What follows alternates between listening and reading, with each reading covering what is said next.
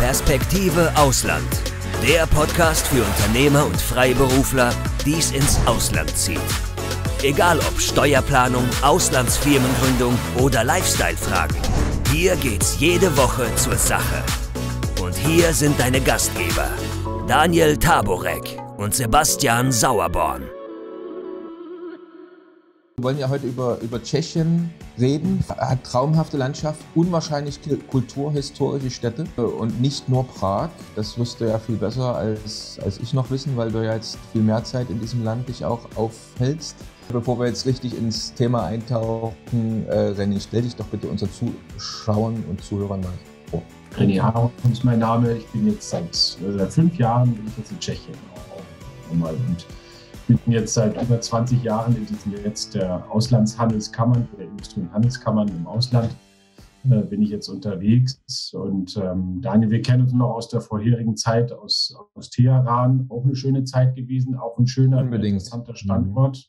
Wirklich möchte ich nicht missen, die Zeit. Davor war ich auch noch lange in einem Land, das jetzt leider sehr, sehr schlechte Schlagzeilen macht. Ich war zuletzt am Stück 13 Jahre in Russland, auch noch 9 Jahre in Moskau, 4 Jahre in St. Petersburg. Und als ich dann jetzt hier nach Tschechien kam, von Teheran aus, dann habe ich auch gedacht, so, ist ja prima, jetzt kommt man eigentlich mehr oder weniger jetzt wieder zurück nach Hause.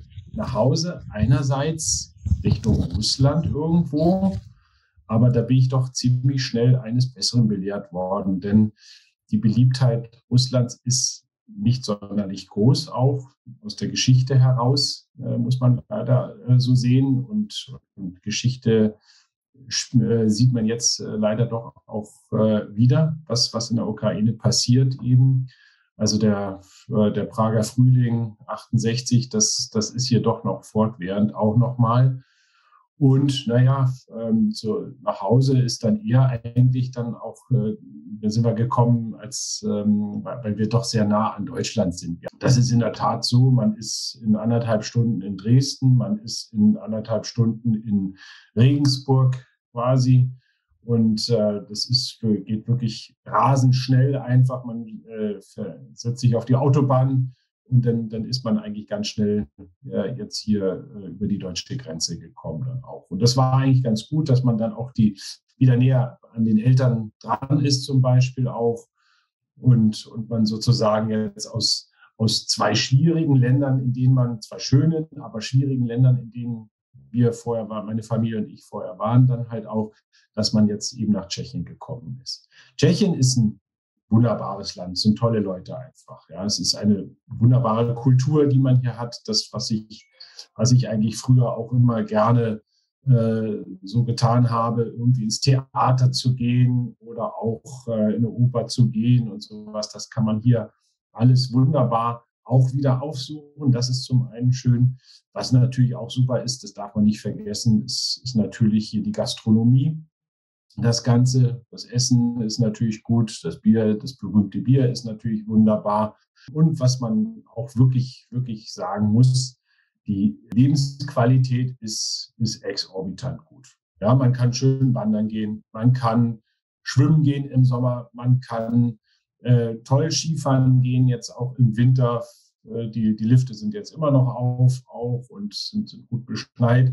Es ist jetzt schwierig gewesen, natürlich in den 2 Jahren Corona, dass man irgendwo rausgehen konnte. Wir hatten hier auch schlimme Zahlen und da stand das Land eigentlich mehr oder weniger still. Aber ansonsten ist das halt alles hier wirklich doch eine tolle Lebensqualität, die man hier jetzt vorfindet auch nochmal. Und was sagt deine Frau und deine Familie jetzt im Vergleich zu den anderen Orten, wo ihr jetzt ja war? Da seid ihr ja schon wirklich weit rumgekommen. Was ziehen die für so ein Resümee?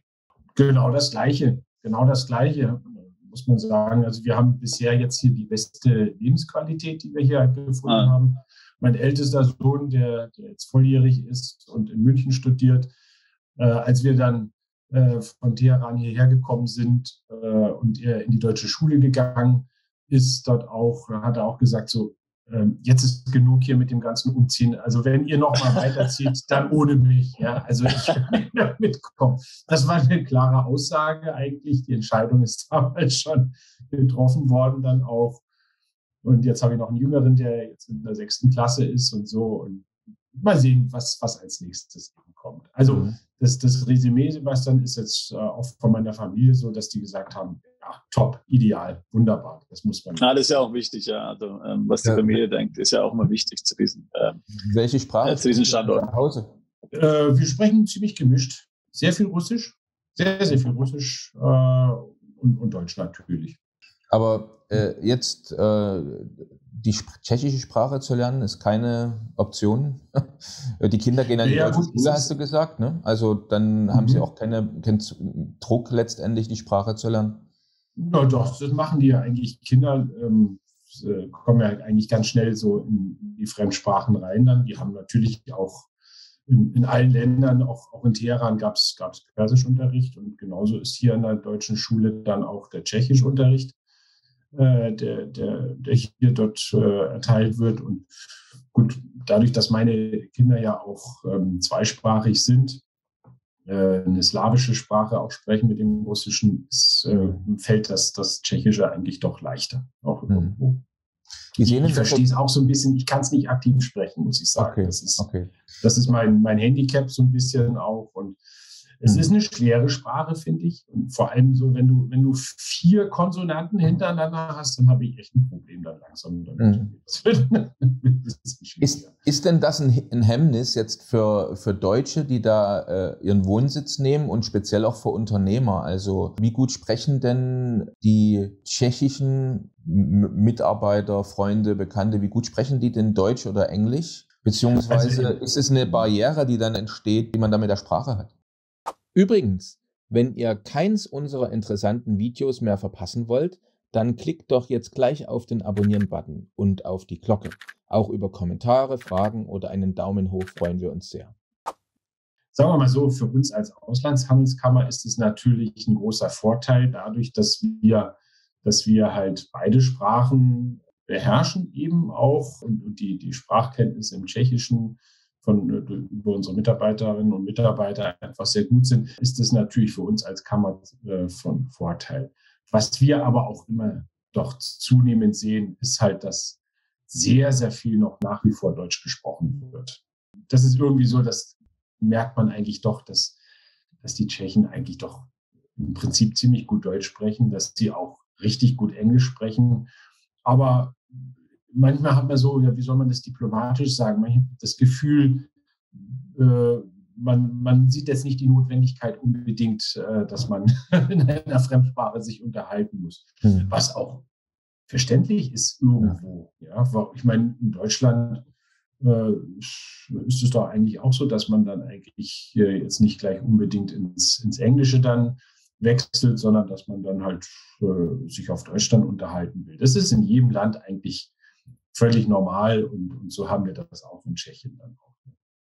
Also wenn man jetzt von diesen privaten Aspekten jetzt übergeht zu den rein wirtschaftlichen Aspekten, da fristet irgendwie Tschechien ja so ein Dornröschenschlaf irgendwie, habe ich so ein bisschen das Gefühl einfach. Wir haben im letzten Jahr zum Beispiel zwischen Deutschland und Tschechien einen absoluten Rekord im Außenhandel erreicht. Wir hatten 97,2 Milliarden Euro Außenhandel. Das ist, Tschechien war in der Vergangenheit an 10.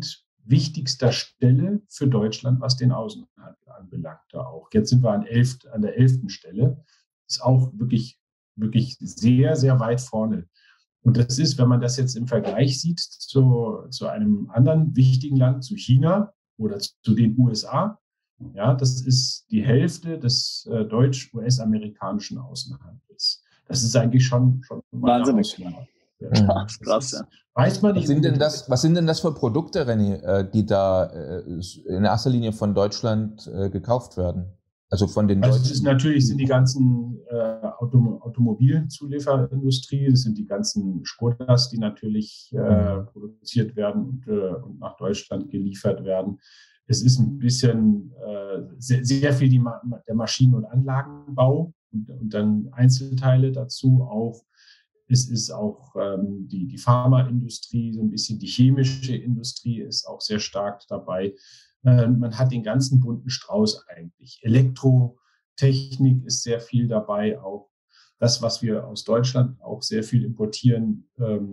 Tschechien ist in der Vergangenheit immer so die verlängerte Werkbank gewesen, wovon man eigentlich jetzt unbedingt wegkommen möchte. Man möchte mehr so ein Innovationshub sein, auch für den Weltmarkt. Und das geht also alles in beide Richtungen jetzt auch nochmal. Das ist wirklich 97,2 Milliarden Euro, trotz dieser schlimmen Corona-Pandemie, die wir jetzt in der Vergangenheit hatten, ist das natürlich wirklich ein riesen Schritt. Aber das sind so Zahlen, die sieht man nicht.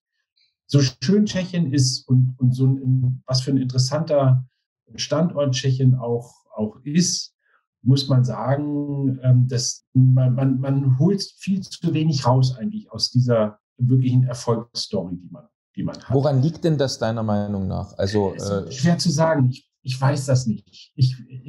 Es ist jetzt von deutscher Seite aus gesehen, Tschechien ist jetzt nicht exotisch genug. Ja? Wir sind direkt vor der Haustür. Ja? Wir haben einen super interessanten Markt. Wir haben über 4.000 deutsche Unternehmen, die hier unterwegs sind auch.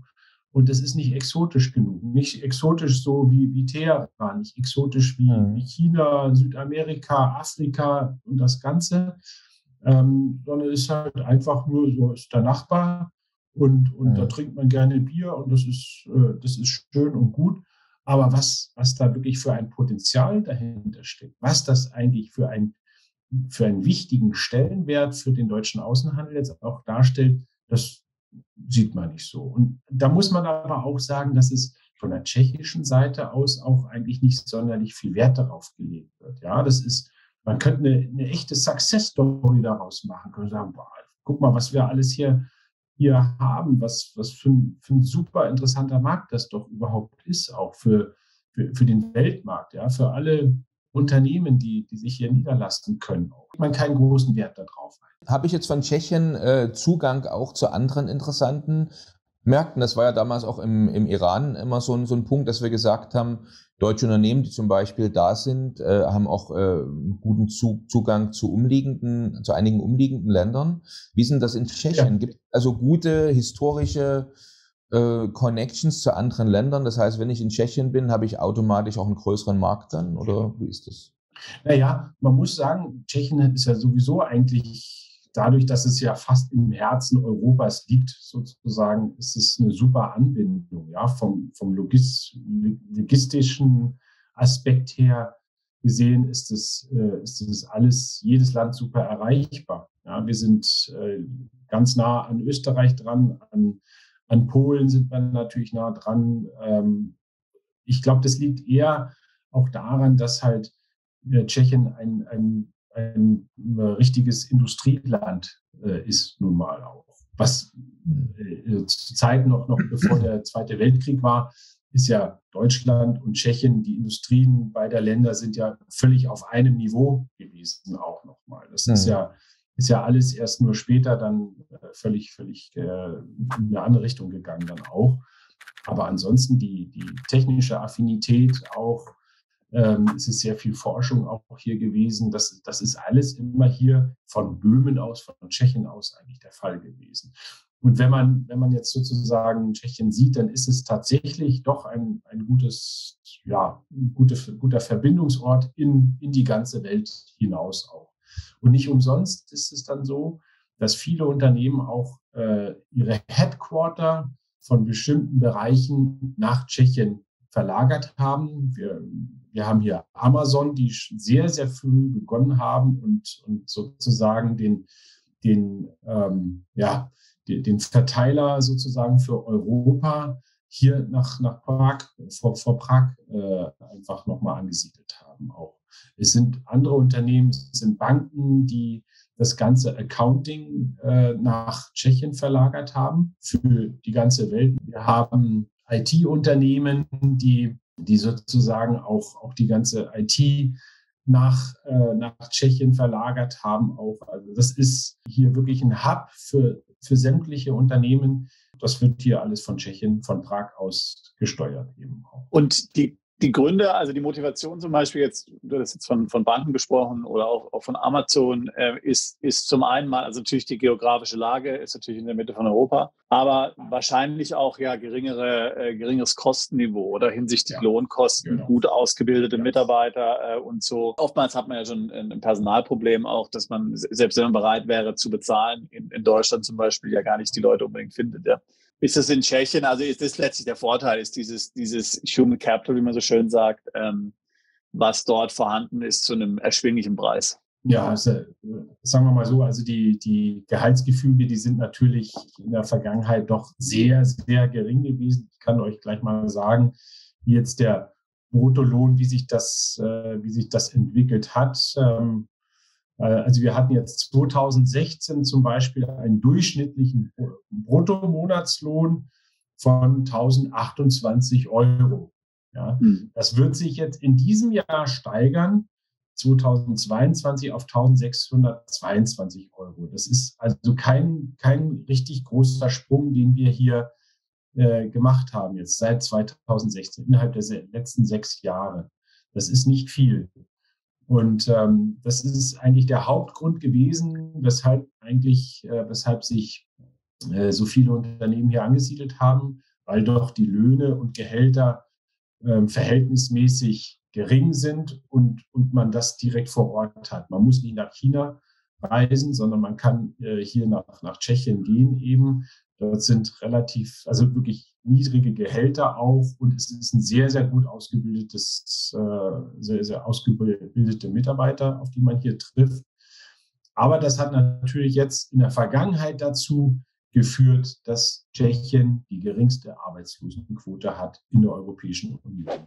2,8% Arbeitslosenquote war es im letzten Jahr, ja, in der großen Corona-Pandemie. Also Corona hat hier eigentlich gar nicht viel bewirkt. Und in diesem Jahr wird es runtergehen noch auf 2,3%. Das heißt, wir haben jetzt hier in Tschechien Vollbeschäftigung. Und das ist jetzt wirklich in den 5 Jahren jetzt, die ich jetzt hier auch bin und ich hier das Land beobachten darf, ist das Investitionshemmnis Nummer 1 für ausländische Unternehmen, die jetzt herkommen wollen. Sie finden zwar die Möglichkeiten, es gibt noch gute Optionen, aber man muss dann schon auch schauen, in welche Region man sich niederlässt.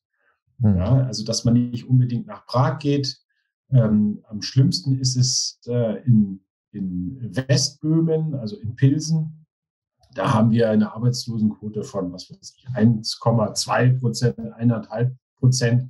Das ist Vollbeschäftigung.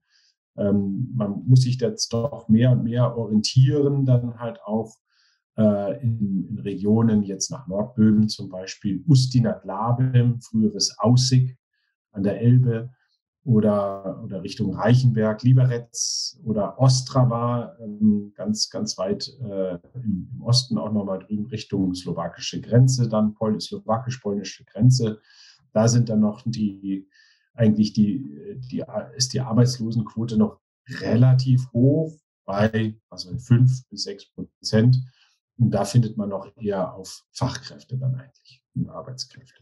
Man hat ja ein ähnliches positives, sage ich jetzt mal, Beschäftigungsbild so generell auch in anderen osteuropäischen Ländern. Ja, also ich mag mich erinnern, wir hatten auch für diesen Podcast mit einem Anwalt in Bulgarien gesprochen, der also auch gesagt hat, dass letztlich in vielen Regionen zum Beispiel von Bulgarien auch letztlich also Vollbeschäftigung mehr oder weniger erreicht ist. Ja, das heißt also, man kann nicht im Grunde, es ziehen wahrscheinlich auch nicht jetzt unbedingt viele Leute von anderen osteuropäischen Ländern, zum Beispiel nach Tschechien, weil die selbst schon in ihrem eigenen Land, und Polen läuft da zum Beispiel auch sehr gut, ja, sehr gute Jobs finden. Ja, also ich glaube, das ist generell ein Problem mit Osteuropa, diese Situation. Ja, und was ich auch interessant finde, ist, also wir haben jetzt ja auch während Corona ja erlebt, dass die Lieferketten gerade so mit China und so, was Container anbelangt, unglaublich teuer geworden sind, Transportkosten sehr hochgegangen sind und zum Teil auch zusammengebrochen sind natürlich.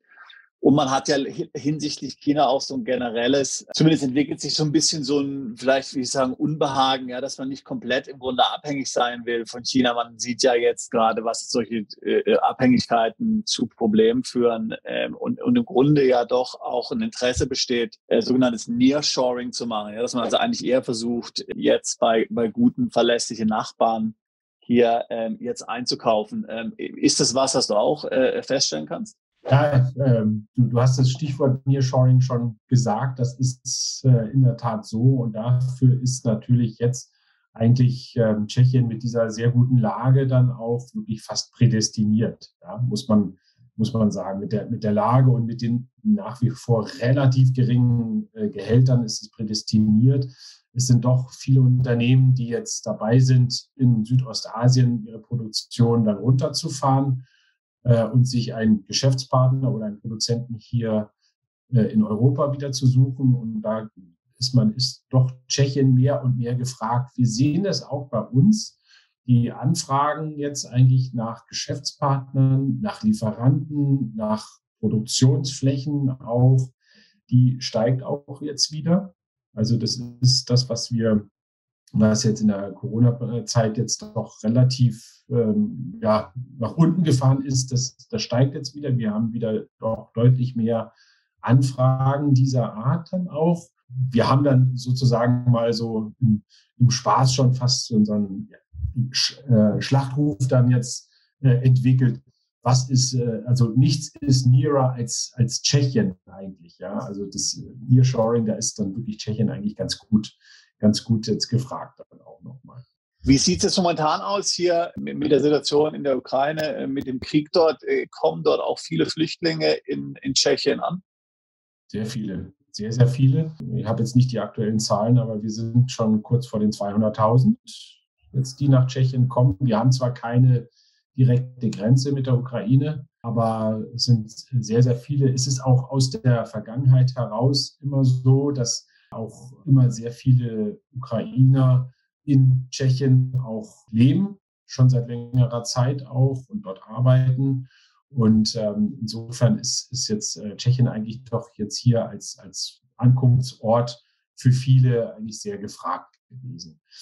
Wir als deutsch-russische Familie haben auch ganz, ganz explizit uns ein Zeichen gesetzt jetzt auch, haben unsere Kritik am Kreml sehr, sehr offen auch geäußert, über unsere Social-Media-Kanäle dann auch. Wir hatten auch zweimal schon Flüchtlingsfamilien bei uns, die wir bei uns einquartiert haben und die uns berichtet haben, auch wie sie aus dem Land jetzt geflüchtet sind, über welche Wege, wie lange es gedauert hat. Auch eine Familie kam aus Sumy, das ja komplett zerstört ist sozusagen. Auch die andere Familie kam aus Kiew auch. Und es ist einfach schlimm, was man da so miterlebt. Und es ist schlimm natürlich für uns, die wir eigentlich Russland immer sehr gemocht haben. Das Land selber mögen wir auch gerne und jetzt sehen müssen, wie das jetzt völlig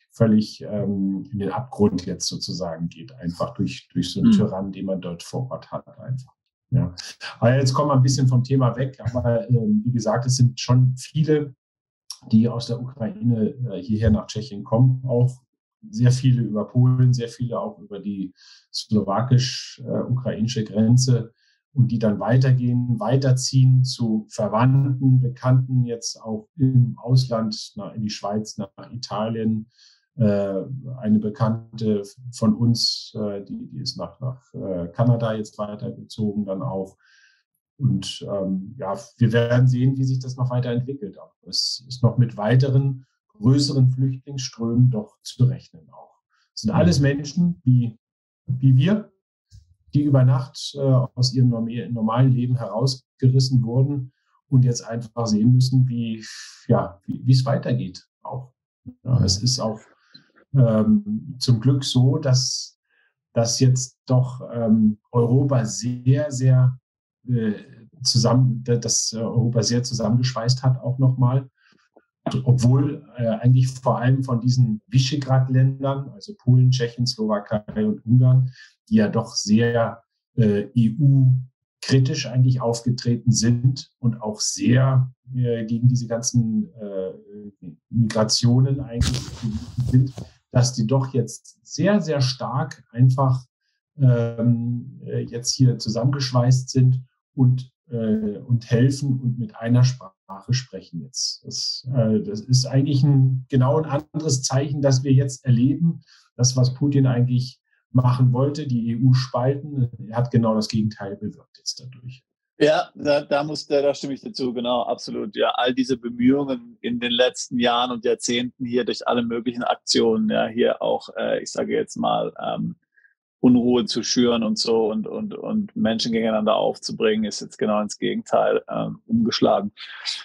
Jetzt noch also wenn man jetzt, vielleicht sehe ich es auch viel zu vereinfacht, ja, aber wenn man sich jetzt die Situation mit den Flüchtlingen mal anschaut, mit den Ukrainern, die jetzt 3 Jahre bleiben dürfen und so, vielleicht manche dann auch von denen längerfristig bleiben werden, ist sowas, ich sage mal, man könnte jetzt ja sagen, wenn die Beschäftigungssituation ist, so wie du es vorhin beschrieben hast, könnte das ja auch, wenn ich es ganz pragmatisch jetzt sehe und jetzt mal die menschlichen Schicksale hier jetzt mal ein bisschen außer Acht lasse, kann das auch was Positives sein oder kann man das so nicht sehen?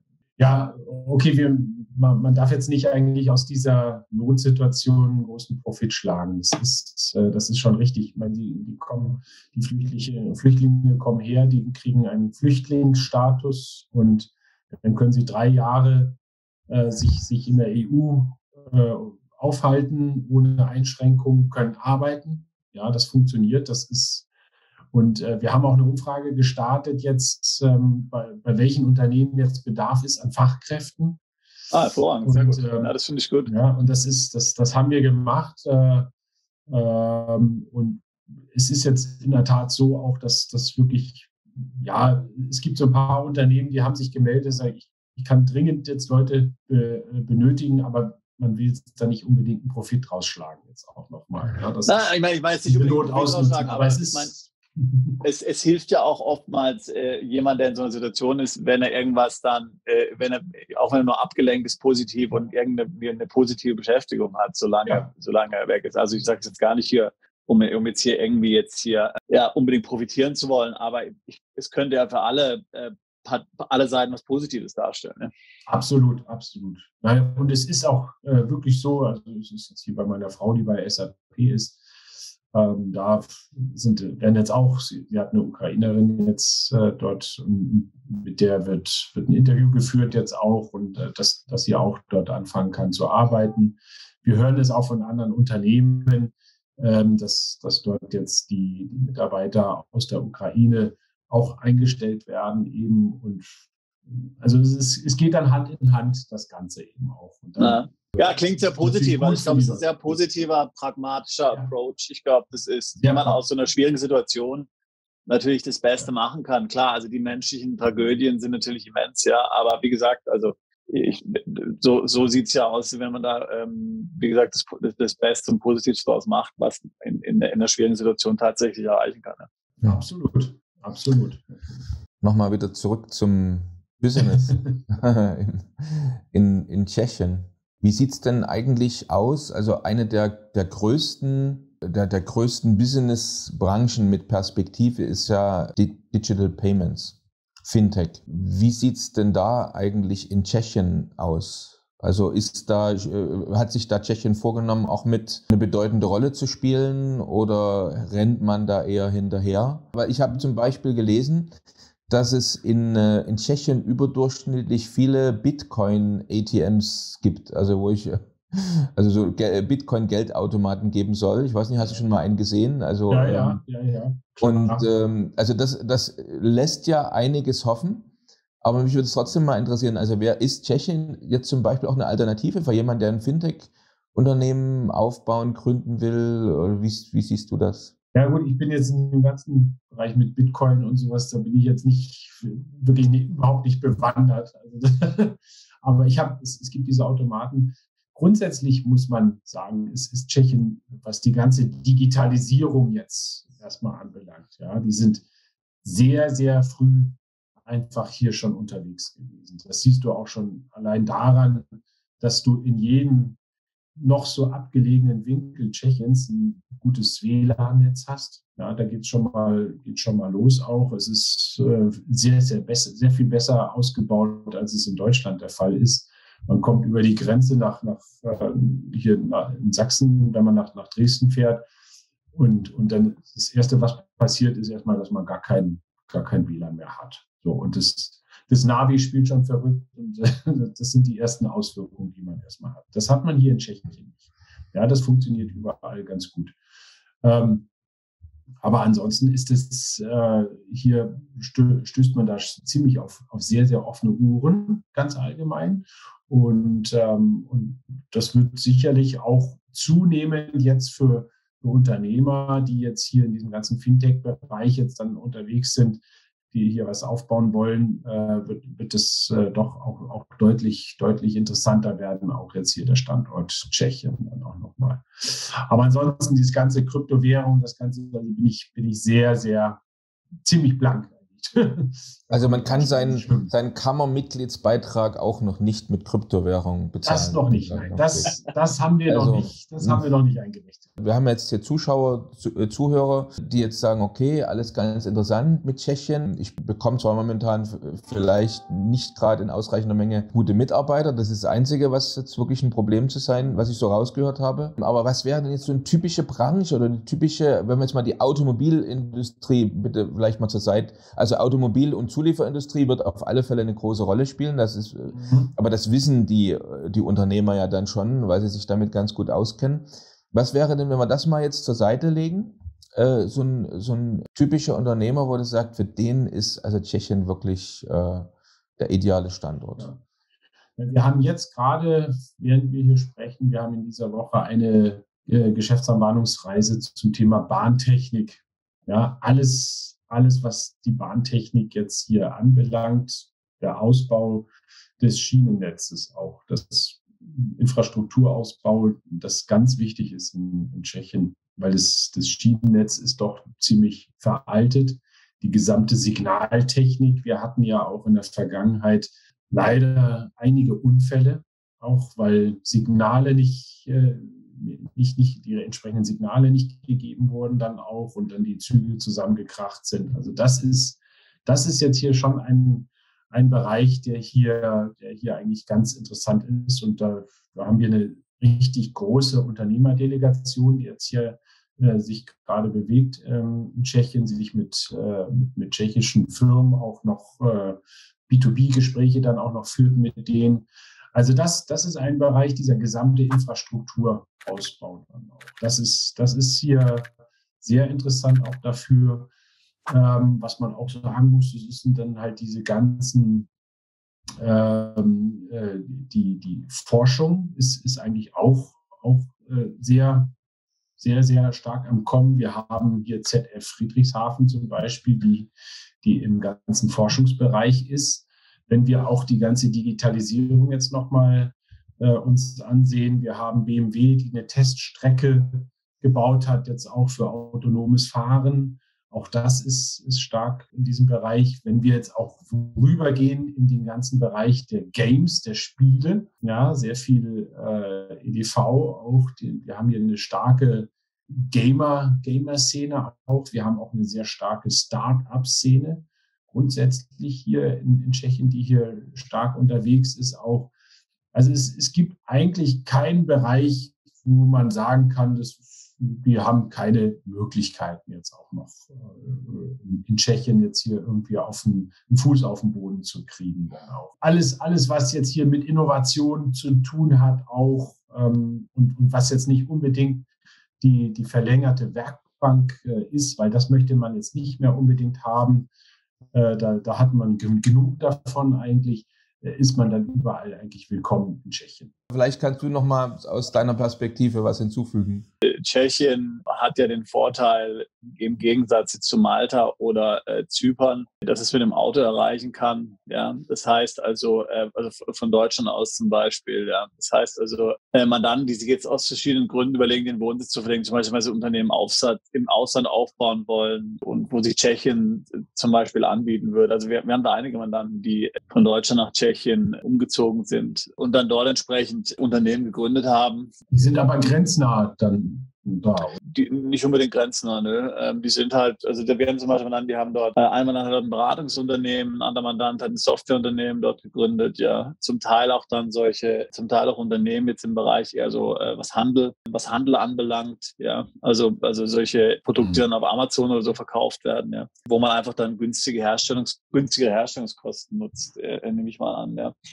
Und wie gesagt, ja, also da ist Tschechien, sage ich mal, auf jeden Fall attraktiv und vielleicht jetzt aus anderen Gründen jetzt vielleicht direkt als Zypern und Malta ist natürlich klar, dass jetzt Tschechien kein Niedrigsteuerland ist ja ganz klar. Aber eben, es gibt ja immer dann für dieses Unternehmen, was passt, auch möglicherweise sind die Personalkosten leicht geringer, aber es ist eben doch nicht so weit weg, dass man jetzt komplett in einer andere Welt eintauchen muss oder dahin fliegen muss. Man kann das alles noch mit dem Auto erreichen und das macht es auch interessant.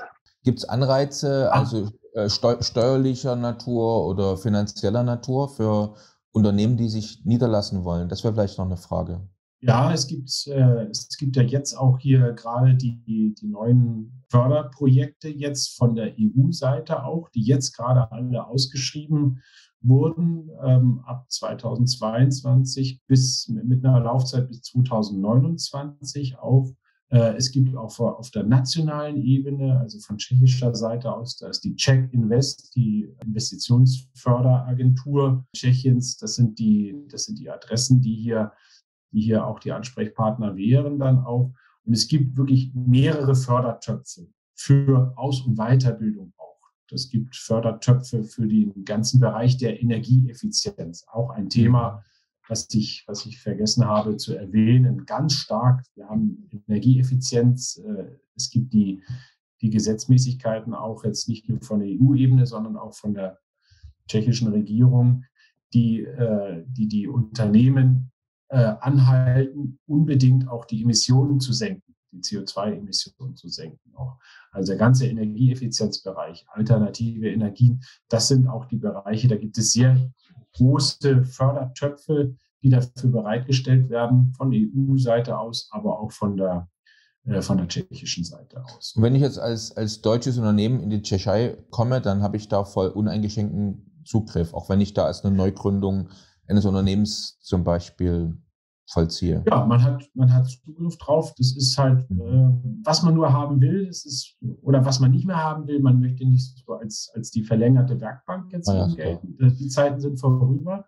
Aber wenn man ein bisschen mit Innovationen dabei unterwegs ist, auch nochmal, dann rennt man hier eigentlich offene Türen ein und da gibt es wirklich Möglichkeiten. Übrigens, wir als Auslandshandelskammer haben auch die Dienstleistung der Fördermittelberatung. Ja, da arbeiten wir mit einem Unternehmen zusammen, das sich darauf spezialisiert hat, an die Fördertöpfe heranzutreten, dann auch die Anträge zu stellen für eine Förderung auch. Also das hat man auch als ausländisches Unternehmen natürlich gute Möglichkeiten, sofern man Arbeitsplätze schafft hier, sofern man natürlich auch ein bestimmtes Maß an Steuern jetzt in den Fiskus einbringt. Die Tschechei hat ja keinen Euro. Nein. Wirkt sich denn das in irgendeiner Art und Weise positiv oder negativ aus? Vielleicht nur ganz kurz. Positiv? Ja, also Euro ist natürlich, das ist in der Vergangenheit einfach so gewesen, wenn jede Regierung, die irgendwelche Überlegungen angestrebt hat, jetzt den Euro einzuführen in Tschechien. Wir haben ihn überall um uns herum. Wir haben ihn in Österreich, in Deutschland, in der Slowakei ist der Euro. Aber man ist dann doch ein bisschen sehr stolz auch auf seine eigene Währung. Ist ja eigentlich auch eine recht solide Währung jetzt, die tschechische Krone auch. Und daran möchte man schon festhalten. Es gibt immer wieder so Wellenbewegungen jetzt auch, die so ein bisschen pro Euro-Einführung sind. Und da gibt es doch sehr viele, die ja sagen so, nein, auf gar keinen Fall, das wird nicht dazu kommen. Also in der Vergangenheit war es so, jeder Premierminister, der gesagt hat, ja, wir wollen den Euro einführen, der ist die längste Zeit Premierminister gewesen. Aber es ist ja auch im Grunde genommen sehr intelligent, ja. Also ich meine, wir wissen ja, dass gerade bei den südeuropäischen Ländern könnte man sich ja fragen, ob die Einführung des Euro tatsächlich sinnvoll war. Aber da ist ja die ganze Wettbewerbsfähigkeit letztlich verloren gegangen. Ja? Also wenn ich die eigene Währung habe und kann da ein bisschen die Währung abwerten, wenn es notwendig ist, ja, habe ich ja doch ein gutes Mittel in der Hand, um hier die Wettbewerbsfähigkeit zu erhalten oder möglicherweise zu steigern. Ansonsten bin ich ja dann gleich letztlich hier, muss ich mich dann gleich mit Deutschland und anderen Ländern messen. Ja? Ja, natürlich, klar, sicher. Ist natürlich die Krux an der Sache, aber muss schon sagen, also allein wir als Kammer haben wir zum Beispiel fast 100.000 Euro Verluste gemacht durch Währungsverluste jetzt im vergangenen Jahr. Auch weil doch die Krone jetzt in der Vergangenheit relativ stark aufgewertet wurde dann eben und alle Zahlungen in Kronen, und das ist ja die Mehrheit der Zahlungen, die wir hier haben, die ist dann nicht mehr so sehr viel wert gewesen dann auch irgendwo.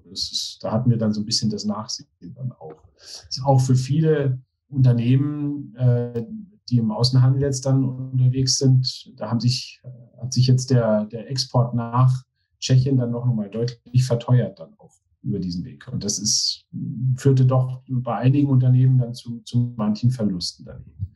Deswegen, das ist eigentlich ein Argument dafür, dass doch mal besser wäre, eigentlich den Euro einzuführen in Tschechien. Aber die Diskussionen, die werden, glaube ich, ins Unendliche weitergeführt werden. Du hattest jetzt schon mehrfach die Nachbarn von Tschechien angesprochen. Was sind jetzt zum Beispiel Standortvorteile, zum Beispiel gegenüber Polen oder auch gegenüber der Slowakei oder Bulgarien, Rumänien? Warum Tschechien? Was ist dort vorteilhaft gegenüber den anderen Ländern? Ich könnte jetzt ja sagen als Unternehmer, naja, wo soll ich hingehen? Ja, also in welches Land? Da gibt es jetzt ja einige Länder in Osteuropa. Wäre für mich jetzt am vorteilhaftesten. Kann man da verallgemeinerte Aussagen treffen? Ja, also im Vergleich, wenn man jetzt den direkten Vergleich nimmt zwischen Tschechien und Polen zum Beispiel, also Tschechien ist das klassische Industrieland schlechthin. Ja, also starke Industrialisierung, deutlich mehr als es in Polen ist. Polen ist nicht so ein klassisches Industrieland. Das Gleiche gilt auch im Vergleich mit der Slowakei oder auch mit Ungarn. Wenn man jetzt sich anschaut, die Länder Bulgarien, Serbien auch zum Beispiel, da hat jetzt dann Tschechien teilweise oder Rumänien, da hat Tschechien teilweise jetzt den Nachteil durch den Fachkräftemangel eben auch, dass die Karawane so ein bisschen weiterzieht jetzt auch. Ja, wir haben schon auch Informationen von Unternehmen, die gesagt haben, wir würden gerne eigentlich nach Tschechien gehen, aber wenn wir keine Fachkräfte mehr haben, überhaupt gar keine Arbeitskräfte mehr bekommen auch, dann müssen wir eben weiterziehen. Und dann kriege ich die jetzt auch noch zu günstigeren Konditionen eben, zu günstigeren Löhnen und Gehältern in Rumänien und in Serbien. Ja, also das hört man jetzt doch auch zunehmend eigentlich. Der ganze Balkan, der Westbalkan rückt jetzt mehr und mehr eigentlich in den Fokus und das zulasten Tschechiens dann auch. Aber hier denkt man sich, ja, okay, ist in Ordnung. Wir haben sowieso genug hier auch. Und das sind die Krux an der Sache. Tschechien oder die Tschechoslowakei damals noch zu Ostblock-Zeiten war damals schon Industriestaat. Ne? Also so als Junge hat man immer so neidisch auf den Tatra geguckt, dieses tschechische Auto, oder? Wir haben immer gesagt, man kann auf der Hutablage schlafen. Das war das größte Auto im Ostblock damals, was es gab. Ne? Und wenn man dann in Tschechei zum Autorennen gefahren ist, war das immer ganz eindrucksvoll, wenn immer so die ersten Runden so zwei Tatras vorne her so gefahren sind. Ja, es war damals schon, und ich glaube, die Straßenbahnen, ne, kamen ja auch aus der Tschechei. Ne? Also die Skoda ist ja auch im Waggonbau sehr aktiv. Also unsere Bahnreise wird auch zu Skoda noch fahren, nach Pilsen. Hat jetzt nichts mit dem Skoda Automotive zu tun, sondern es ist ein ganz eigener Zweig, die dort sehr stark sind.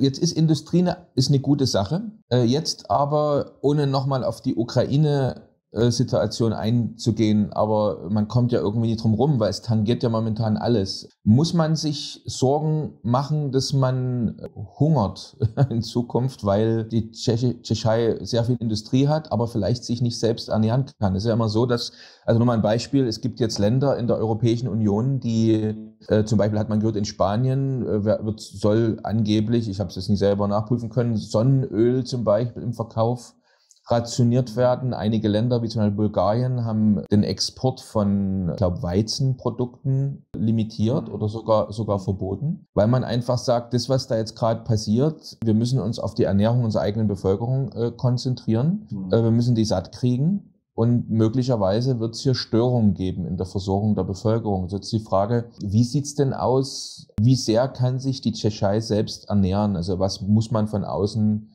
reinholen und was muss man zukaufen, wird es dort mal Probleme geben. Also ja gut, es ist natürlich, Tschechien ist kein klassisches Agrarland. Das ist eher natürlich jetzt Polen wiederum. Aber ich habe jetzt nicht irgendwie was gehört in die Richtung, dass es dort Engpässe gibt. Was wir natürlich sehen, ist, die Preise steigen jetzt doch an. Das auf alle Fälle. Also wir haben schon länger eigentlich eine Inflation, eine steigende Inflation, die wir jetzt hier haben dann auch und eine Preiserhöhung dann auch im Lebensmittelbereich. Das auf alle Fälle. Aber dass es hier zu Engpässen kommt, dass es zu Defiziten kommt, ist glaube ich, weiß nicht, also sehe ich jetzt hier für Tschechien nicht. Das nicht. Das ist halt, wie man so liest, ist es Ukraine, die Kornkammer, nicht nur Europas, sondern auch der Welt. Das wird Auswirkungen haben anscheinend auf die Ernährung in Afrika, weil sehr vieles in der Ukraine jetzt der Weizen und so ist nach Afrika geliefert worden. Dann auch die hingen da ziemlich an der Versorgung eben dran. Und das fällt jetzt aus. Also das ist hier das größere Problem. Ansonsten jetzt für Tschechien sehe ich da jetzt erstmal keine Probleme. Hoffen wir es nicht. Ja, wir hoffen es alle. Also brauchte man eine Glaskugel, um reinzugucken und die haben wir nicht, wollen wir auch nie benutzen hier in unserem Podcast. Genau. Und dann noch die andere Sache, Raps. Ich meine, es ist ja hier noch unter dem ehemaligen Premierminister ist ja ganz stark das gefördert worden. Es müssen Rapsfelder, überall entstanden hier Rapsfelder jetzt in Tschechien. Also da wird es gar keinen Mangel geben, auf alle Fälle nicht. Okay, gut. Ja. Also ich sag mal, ich wohne ja zurzeit in Griechenland und wahrscheinlich Olivenöl wird es auch immer geben, Oliven wird es auch immer geben, aber Mehl zum Beispiel, ich backe selber Brot, bekomme ich jetzt schon hier seit 2 Wochen nicht. Ehrlich? Also das normale Mehl, was jetzt einen normalen Preis hat, wo man sagt, da lohnt sich selber Brot zu backen. Also es gibt nur noch Mehl zum 3-fachen Preis. Und auf das andere, da wartet man jetzt hier schon seit 10 Tagen Lieferung. Also es wird an einigen Stellen wird schon rationiert und es sind bestimmte Produkte, gibt es bestimmte in der vorauseilenden Planung wahrscheinlich auch eine Verknappung. Ne? Aber da muss man mal sehen, da sind wir wirklich gespannt, was da die nächste Zeit noch bringt. Ich denke, das wird sich in ein paar Monaten erst richtig deutlich zeigen, aber wohl dem Land, was natürlich auch die Ressourcen hat, um sich selber in der Hinsicht ein bisschen oder die Bevölkerung über Wasser zu halten. Auf alle Fälle. Eine Frage, ja. Also wir haben immer so noch am Ende kurze Frage, kurze Antwort. Okay, ich will mein Bestes tun. Ja. Würde ich jetzt meinen Wohnsitz nach Prag oder nach Tschechien verlegen, was würde wahrscheinlich nach kurzer Zeit mein Lieblingsgericht sein? Svičkova, das ist ein Lendenbraten mit einer super leckeren Gemüsesoße, pürierten Gemüsesoße. Gut, klasse. Müssen wir probieren, wenn wir wieder da sind. Dann das beste Bier ist? Mittlerweile würde ich sagen Craft Beer. Gibt es verschiedene Sorten von Craft Beer. Es gibt nicht nur das Pilsner natürlich, sondern es gibt viele, viele kleine Brauereien auch, die ein wunderbares Bier auch herstellen. Craft Beer unter anderem. Gut. Dann, welche eine Sehenswürdigkeit, wenn ich nur wenig Zeit habe, muss ich unbedingt gesehen haben? Český Krumlov, Krumau. Das ist ein wunderbarer Ort, der zu jeder Jahreszeit einfach schön ist. Am besten natürlich im Sommer. Der war auf der Route eigentlich auch von allen Touristen aus Südostasien Ich weiß nicht, warum die gerade Český Krumlov sich ausgesucht haben, aber das ist ein Ort, da fühlt man sich ausgesprochen wohl. Und dann würde ich, wenn ich noch darf, einen zweiten Ort sehr, sehr empfehlen, wo ich immer gerne bin, weil es einfach nur schön ist. Das ist Karlsbad, Karlovy Vary. Okay, klasse. Wenn ich jetzt in Tschechien, sei es als ich wohne da oder ich habe mein Unternehmen da, bin, welchen Fehler muss ich unbedingt vermeiden? Man darf nicht sagen Tschechei, weil es ist die Tschechoslowakei. Und man sollte nicht unbedingt immer sofort in russischer Sprache mit den Leuten sprechen. Sehr gut, alles klar. René, es hat uns unwahrscheinlich Spaß gemacht, mit dir zu sprechen. Wir haben viel dazu gelernt über Tschechien und man dachte vielleicht einiges zu wissen, aber man lernt immer was dazu. Ne? Und wir hoffen, dass der ein oder andere unserer Zuschauer und Zuhörer sich auch motiviert fühlen, sich jetzt vielleicht mehr mit dem Land zu beschäftigen. Vielleicht sagst du am Ende noch ganz kurz, wenn man jetzt Fragen hat, die jetzt hier nicht beantwortet werden konnten oder man will einfach mehr wissen, wie kann man jetzt am besten dich oder einen Mitarbeiter von dir erreichen? Also das Einfachste ist es wirklich, eine E-Mail zu schreiben mit meinem Nachnamen Harun, Harun, @dtihk.cz. harun@dtihk.cz. Oder auch sonst, ich gebe gerne meine Handynummer jetzt gleich mal durch. Das ist +420 für Tschechien 603 280 084. +420 603 280 084. Und ich freue mich auf viele E-Mails, viele Anrufe. Und auch mir hat es unheimlich viel Spaß gemacht, mit euch beiden jetzt gesprochen zu haben. Daniel, wir kennen uns ja noch aus der alten Zeit. Und so. Genau. Immer schön, wenn man immer mit guten alten Bekannten, mit Freunden dann in Verbindung bleibt. Und das ist immer gut. Man sieht sich nämlich öfter im Leben. Und das finde ich so eine sehr spannende Sache in diesem internationalen Verkehr. Und Sebastian, wir sehen uns ja auch dann öfter. Sehr gut, so machen wir das. Wunderbar. Vielen Dank, André. War sehr interessant. Ciao, René. Bis dann. Tschüss. René, tschüss. Bis zur nächsten Folge von Perspektive Ausland, der Podcast für alle Unternehmer, die es ins Ausland zieht.